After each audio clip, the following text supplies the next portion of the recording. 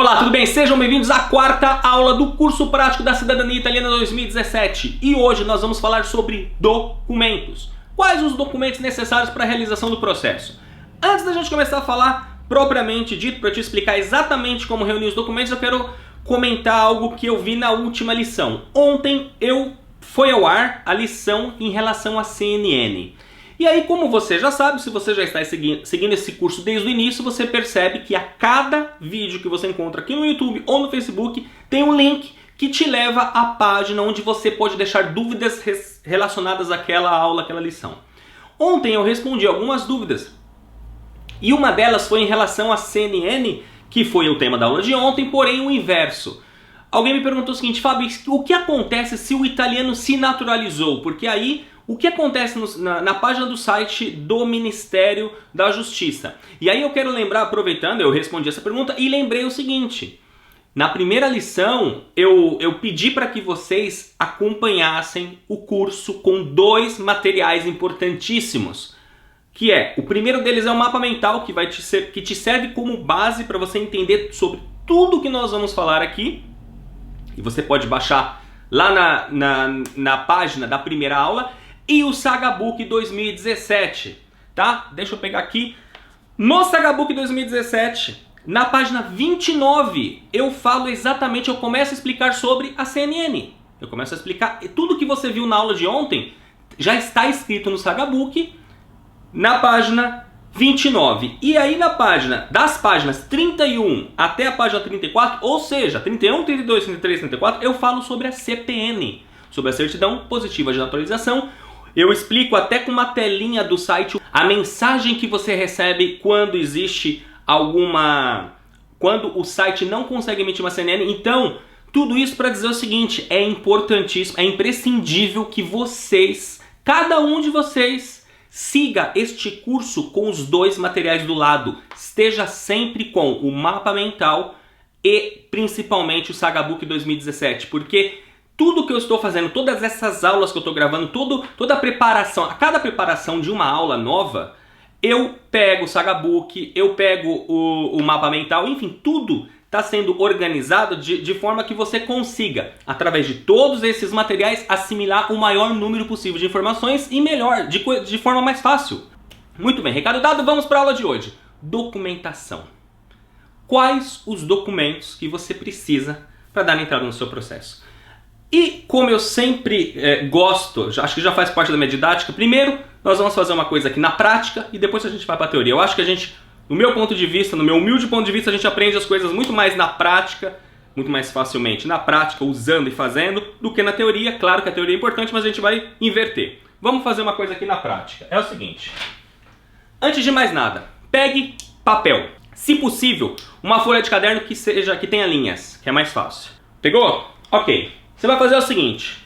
Primeira coisa que você vai fazer, vai pegar aqui mais ou menos 3 linhas da sua folha e vai fazer um retângulo assim. Neste retângulo, eu quero que você coloque embaixo dele, tá? Antenato. Se ele tiver 1, 2, 3 linhas, coloque nessa última linha, antenato. Ok? Fez isso? Você vai fazer uma linha para baixo. Não faça uma linha muito curta. Daqui a pouco você vai entender o porquê. E faça novamente outro retângulo. E aqui é o seguinte. Você já deve ter percebido que nós vamos criar a árvore genealógica da sua família. Eu quero que você aqui coloque várias informações até chegar a você. Por exemplo, se o seu caso é o seu trisavô, como é o meu antenato era meu trisavô, que depois passou pelo meu bisavô, avô, pai e eu. Eu vou fazer igual a minha própria árvore. Se não for o seu caso, você só vai eliminar um retângulo desse, tá bom? Então, antenato, depois veio para o meu bisavô, depois veio para o meu avô, no meu caso foi para o meu pai e depois para mim. Quando chegar em você, você vai colocar requerente, ok? Fez isso, eu quero que você coloque o nome das pessoas, respectivamente. Então vamos lá. Primeiro, seu nome aqui embaixo. Meu caso, Fábio Barbiero. Muitas pessoas, ao invés do pai e a mãe, passou pelo antenato, bisavô, avô, ou avó também pode ser, pai ou mãe. Você vai escrever o que é de acordo com a sua árvore. No meu caso, meu pai. Nome do meu avô. Meu bisnono se chamava Luiz. E por fim o meu antenato se chamava Giordano Barbiero. Fez isso? Você já consegue traçar aqui uma linha reta. O Fábio é descendente direto de Giordano Barbiero. Por que eu pedi para você deixar esses espaços aqui? Porque agora você vai pegar e vai fazer uma linha para cá. E você vai criar aqui novos retângulos. Nestes retângulos, você vai colocar o nome das esposas ou marido, se for o caso, das pessoas da sua linha. Então, por exemplo, é sempre mais fácil, você vai perceber, a maioria dos casos acaba sendo mais fácil de baixo para cima. É muito mais fácil encontrar informação que está muito mais próxima da gente do que as informações de 1800 e bolinha. O meu pai se casou com a minha mãe, que se chama Janete Matos. O meu avô Briane se casou com a minha avó, que se chamava Maria Soana. Meu avô Luiz se casou com a minha bisnona, que se chamava Catarina Dalborgo. E meu bisnono se casou com a Matea Trevisan. Ok, desenhou a sua linha, colocou os nomes. O que você vai fazer agora? Datas de nascimento. Mais uma vez, você, comece por você, e você vai fazer a mesma coisa nos casamentos. Esta é a sua árvore genealógica. E é exatamente isso que o funcionário público italiano, seja no Comune Italiano na Itália, seja no Consulado do Brasil, italiano no Brasil, vai querer saber. Isso é a sua linha. Esta é a sua ligação com o italiano. Por que eu estou falando para você fazer? Por que eu comecei esse vídeo falando, ou essa aula falando sobre desenhar uma árvore genealógica, ao invés de começar a falar diretamente dos documentos? Porque uma vez que você tem isso, fica mais fácil para você encontrar os documentos. Veja, Fábio Barbiero, requerente, nascido em 1976. Pai, nascido na data tal, vô nascido na data tal. Agora é só entrar em contato com os cartórios. Como que você faz isso? Antes até de entrar em contato com os cartórios, veja aqui o seguinte. 1, 2, 3, 4. Eu sei que eu preciso aqui desses 4 documentos, 4 certidões de nascimento. E eu preciso de 4 casamentos. Quando eu tenho clareza, e eu falei isso na primeira aula, quando eu sei o que eu preciso fazer, fica mais fácil. Agora, se eu estivesse começando o meu processo hoje, eu estaria me concentrando, focado, esquecendo de qualquer outra coisa, parando de buscar informações por aí. Porque naquele momento eu preciso me concentrar em conseguir 8 documentos. Aí eu consigo me planejar financeiramente, eu consigo me planejar em relação a tempo, eu consigo verificar onde está cada um desses cartórios para que eu possa então fazer uma listinha com telefone e e-mail desses cartórios, ligar, saber quanto que custa cada uma dessas certidões. Então é a coisa mais simples. Você provavelmente está se perguntando, ou alguns de vocês estão se perguntando nesse momento, mas Fábio, o nascimento destas pessoas ou o óbito dessas pessoas são necessários para o meu processo de reconhecimento? Não. O único órgão que exige nascimento e casamento é se você estiver fazendo se você pretende fazer o seu processo diretamente no consulado italiano no Brasil. Não sabe-se por que os consulados exigem esse tipo de documento, que é inútil. Por quê? Por exemplo, na Itália ninguém pede isso. Por que ele é inútil? Se eu estou querendo, ou se eu estou apresentando às autoridades italianas a minha ligação com o italiano, o que os nascimentos e os óbitos servem para comprovar minha linha? Não serve para nada. Os casamentos, eles têm um objetivo, que é em relação à filiação. E quando nós virmos a aula sobre quem não tem direito à cidadania ou quais os problemas que podem ser causados para tirar os direitos de uma pessoa ao reconhecimento, a gente vai falar da filiação. Mas nascimentos e óbitos não são necessários. Aí eu sei que ao mesmo tempo muitos de vocês estão falando, ok, só que tá faltando uma coisa aí, Fábio. Eu entrei em contato com você, ou eu já vi no blog, e você sempre falou dos óbitos. Por que você não está falando dos óbitos aqui? Existe um documento que explica para os órgãos públicos italianos como que eles devem interpretar a legislação da cidadania italiana. Este documento se chama Circular K28. Em italiano, Circolare K28. Esse documento K28 diz o seguinte: atenção, senhores órgãos públicos, tal. Para que vocês possam fazer a cidadania dessas pessoas que nasceram no exterior, que é o nosso caso, nós somos cidadãos italianos nascidos no exterior, nós somos descendentes de cidadão italiano, nascidos no exterior, como que vocês devem fazer? E lá existe uma lista de documentos. Primeiro documento que esta circular 28 diz que é necessário apresentar para o oficial é o documento do italiano. Depois, o casamento do italiano. E depois ele diz todos os atos de nascimento e casamento dos descendentes desse italiano, incluindo os nascimentos e casamentos do requerente à cidadania italiana. Ela não fala do óbito. Logo, não é necessário o óbito. Porque a legislação não fala sobre isso? Ok, então por que eu sempre orientei as pessoas a apresentar o óbito? Preciso contar uma historinha para vocês. Desses 10 anos que eu trabalho com cidadania italiana, diariamente, eu percebi que existem duas categorias de funcionário público italiano. Existe o funcionário público ou o oficial normal e aquele que eu apelidei carinhosamente de oficial cretino. O que é um oficial normal? É um cara que ele faz o seu trabalho.